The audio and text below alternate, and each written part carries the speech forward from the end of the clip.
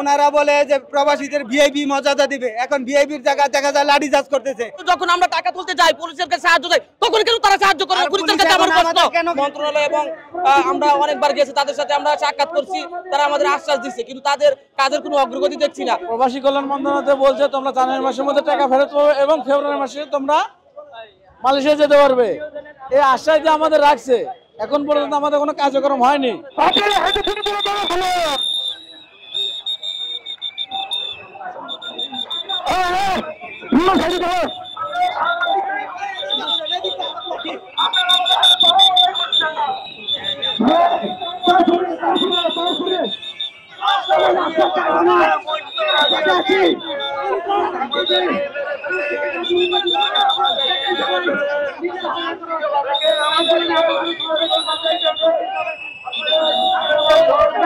পুলিশের সাথে আপনারা দেখেছেন যে আমাদেরকে অ্যাকচুয়ালি লাঠি চার্জ করে আমাদের গায়ে হাত দিয়ে ধাক্কা মেরে আমাদেরকে অবস্থান থেকে সরিয়ে দিয়েছে।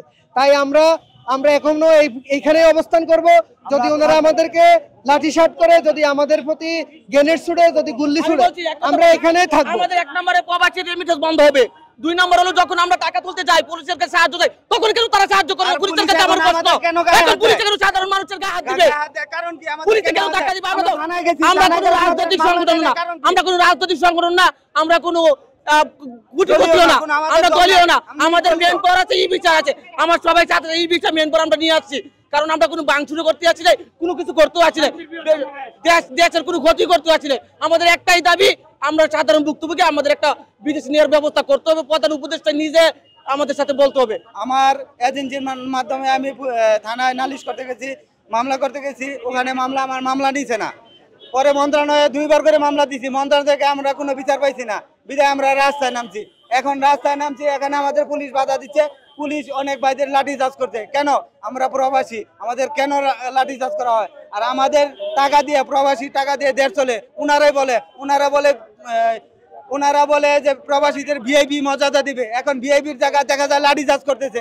কেন? এই দেশে কি বিচার নাই? আমরা বিচার কার কাছে যাই? প্রধান উপদেষ্টার সাথে সাক্ষাৎ হওয়া না পর্যন্ত এখান থেকে আমরা রাজপথে যাব না, প্রয়োজন এখানে জীবন দেব। আমরা দাঁড়িয়েছি কারণ গত 2024 সালে 31 মে মানে কলিং বন্ধ হয়ে গেছে। দালালদের সিন্ডিকেট এবং মন্ত্রণালয় থেকেও তাদের কাজের অগ্রগতি না হওয়ার কারণে 31 মে 2024 সালে যেতে পারে নাই। এই কারণে যারা আমরা এই বিষয়ে মেন পর হয়েছে, যারা যেতে পারে নাই, এই কারণে আমরা এখানে দাঁড়িয়েছি। কারণ মন্ত্রণালয় এবং আমরা অনেকবার গেছি, তাদের সাথে আমরা সাক্ষাৎ করছি, তারা আমাদের আশ্বাস দিচ্ছে, কিন্তু তাদের কাজের কোনো অগ্রগতি দেখছি না। শুধু আমাদের আশ্বাসের বাণী শোনাচ্ছে। এখন আর আমাদের আশ্বাসের বাণী শোনার আর আমরা তো সময় নেই, কারণ দেয়ালে আমাদের পিঠ থেকে গেছে। কেউ না বুঝলেও আমরা আপনার প্রয়োজন বুঝি, আর তাই তো অত্যাধুনিক ফিচার সম্বলিত বিভিন্ন সাইজ আর কালারের 250-টিরও বেশি ডিজাইন অপশন নিয়ে ওয়ালটন স্মার্ট ফ্রিজ বোঝে আপনার প্রয়োজন। আমরা গত 31 মে মালয়েশিয়া যেতে পারিনি। আমরা সেই সিন্ডিকেটে অন্তর্ভুক্ত আছি। এখনো আমরা মালয়েশিয়া যেতে চাই, এই জন্য আমরা আন্দোলন করতেছি। মালয়েশিয়া সরকার নির্ধারণ করেছিল, এই জন্য আমরা সেই আটকে পড়া 18,000 লোক আমরা যেতে পারিনি। এখন দালালরা বলতেছে 2 মাস 3 মাস এরকম করে, আমাদের 9 মাস 8 মাস হয়ে গেছে, এখনো তা কোনো সমাধান দেয়নি। প্রবাসী কল্যাণ মন্ত্রণালয় বলছে তোমরা জানুয়ারি মাসের মধ্যে টাকা ফেরত পাবে এবং ফেব্রুয়ারি মাসে তোমরা মালয়েশিয়া যেতে পারবে, এই আশ্বাস দিয়ে আমাদের রাখছে। এখন পর্যন্ত আমাদের কোনো কার্যক্রম হয়নি। 2024 সালে 31 মে আমরা মালয়েশিয়া না যেতে পারা 18,000 প্লাস এই কর্মীরা সবাই মিলে মানববন্ধন করে দিচ্ছি। আমরা অনেক টাকা পয়সা এজেন্সিকে দিয়েছি, দিয়ে মানে এই দালালের খপ্পরে পড়ে এরকম 6 থেকে 7 লক্ষ করে টাকা দিয়েছি।